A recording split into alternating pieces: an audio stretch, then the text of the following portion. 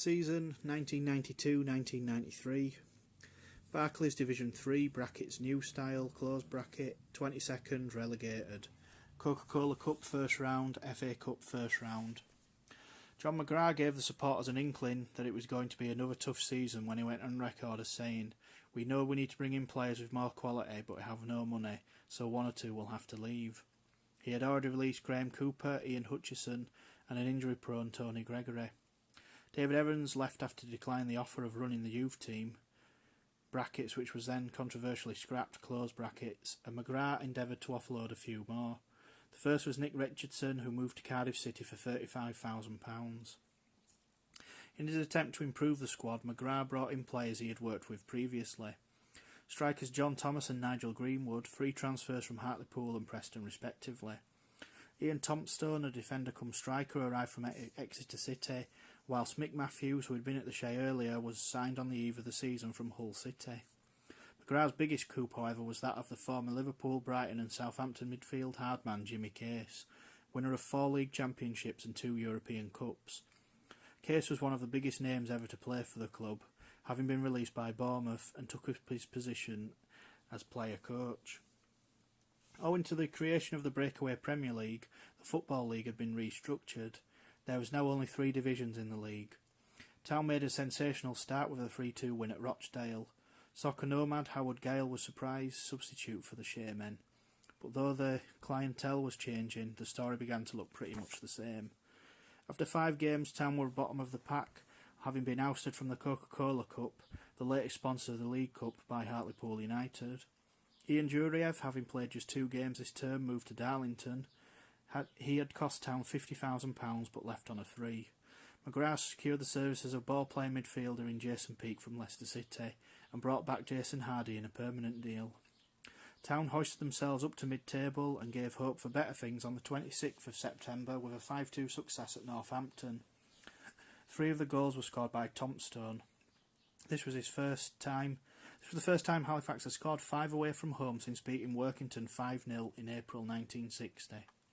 Things again appeared to be going well, but worrying times lay in store. Once again, Town were hit by yet another financial crisis. With low crowds, the club was losing money. On the 6th of October, Jim Brown announced that Halifax Town were £100,000 in the red and were a month away from possible closure.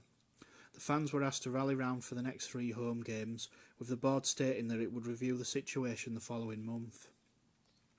What they needed was increased gates and further progress in the league.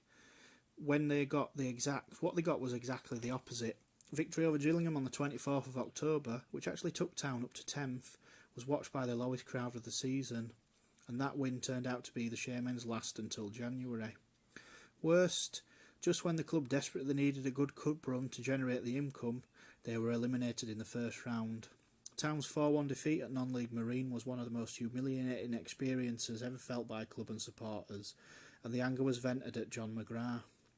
2 days later, the board, which by now comprised of Jim Brown, Dave Greenwood, John Stockwell and Brian Bolton, met in crisis session. All they did was decide to carry on until the new year.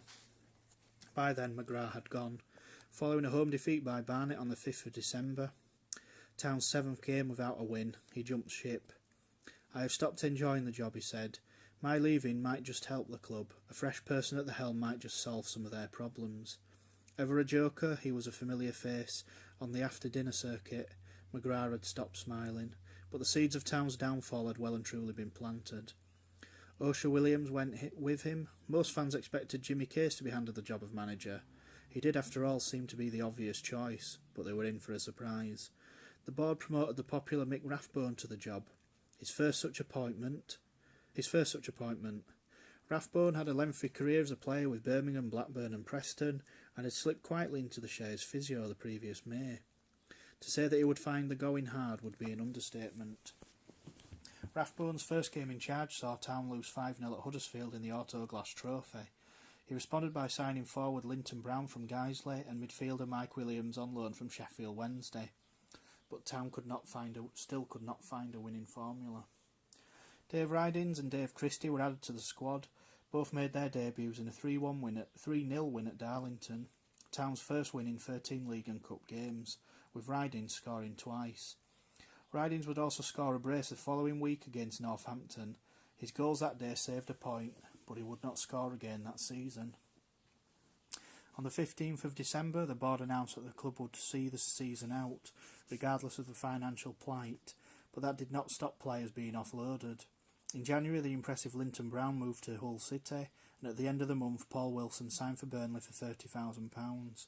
He was worth more, but it was a case of needs must. As Town embarked on another awful losing run, Jimmy Case moved to Wrexham at the end of February. 8 defeats from 9 games had left Halifax 3 off the bottom and in real trouble. To end up last meant being relegated to the conference. It was now imperative that Town's fortunes changed immediately.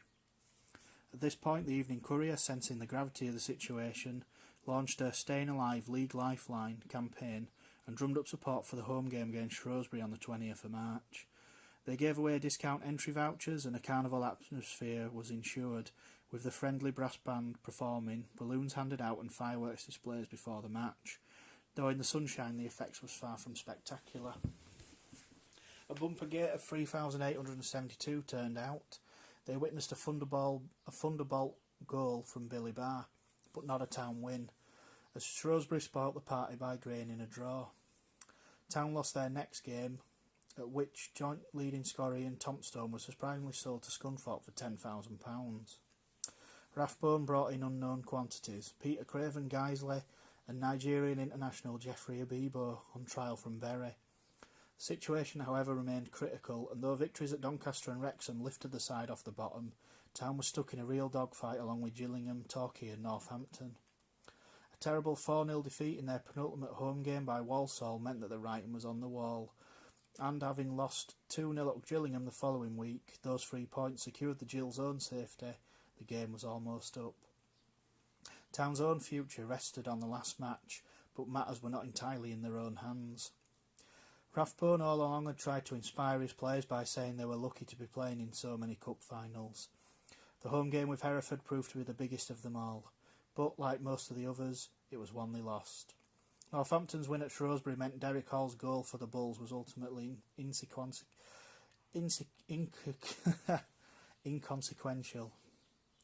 But the 7,451 that turned up saw the Shaymen's 72-year association with the Football League come to an end.